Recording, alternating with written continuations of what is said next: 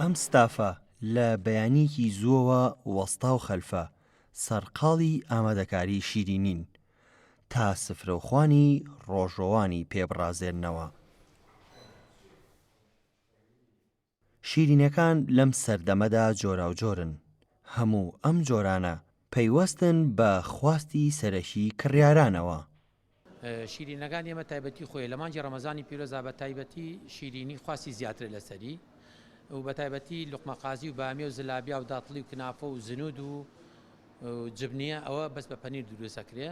ئەمانە تەڵەبیان زیاترە لە مانگی ڕەمەزانی پیرۆزا. طبعاًەوە بە تایبەتی لە دوای کردنەوەش لە دوای کەرەنتین ئێمە وەکو شیرینی حەلەبی 100% ڕێنمایەکانی وەزارەتی تەندروستیمان جێبەجێ کردووە و خەڵکیش بەڕاستی لە لای ئێمە پابەند دەبێەوەی و بەنسبەت دروستکردنی شیرینەکانەوە ئێمە تایبەتی لوقمەقازی و بامێ ئەو زەیتەی کە ڕۆژانە بەکارێنین لە عینی ڕۆژ فڕێ دەدرێ.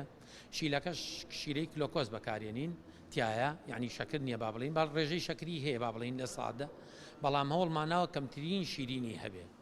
جاران لەم شارەدا چەندین جۆری دیاریکراوی شیرینی دروست دەکرا، بەڵام ئێستا چەندین شێواز دروست دەکرێن کە سەرچاوەی سەرەکی هەمووی دەگەڕێتەوە بۆ کاری هەویر و شەکر.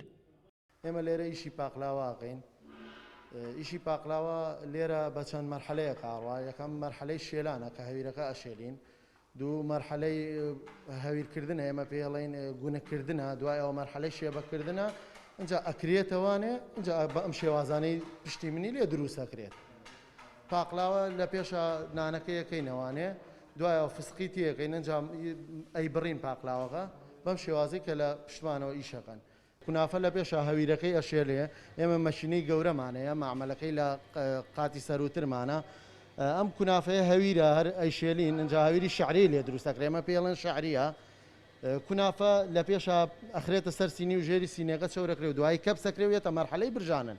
دوای مەرحەلەی برژانن ئەنجا ئەو هەوێنەی بۆ ئەگرینەوە کە ئێمە پێڵێن قشتە، بە قشتە و پەنیر ئەیگرینەوە، ئەیگرینەوە ئەی برژێنین و تێەکەین و ئامادا بێ بۆ فرۆشتن. ئێمە لە شیرینی حەلەبی ئەم بە شەشمانەیە، ئەم بەشەمان بەشی لوقمەقازیە. عادەتەن لە مانگی ڕەمەزانی پیرۆزە خوا زۆر زیاترە لەسەر لوقمەقازی و بامێ، لەبەرەوەی خەڵکەکە زیاتر حەزی لە لوقمەقازیە. ئێمە لێرە بەم شێوازە لوقمەقازی دروست دەکەین.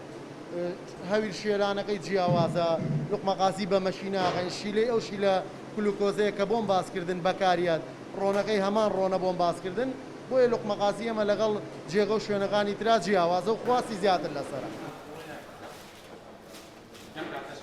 4/9 ئەم شوێنە تەنها و تەنها بۆ یەک جۆرکارە، ئەویش دروستکردنی شیرینیە لە شێوەی پیشەسازیەکی هاوچەرخدا خۆی دەنوێنێت.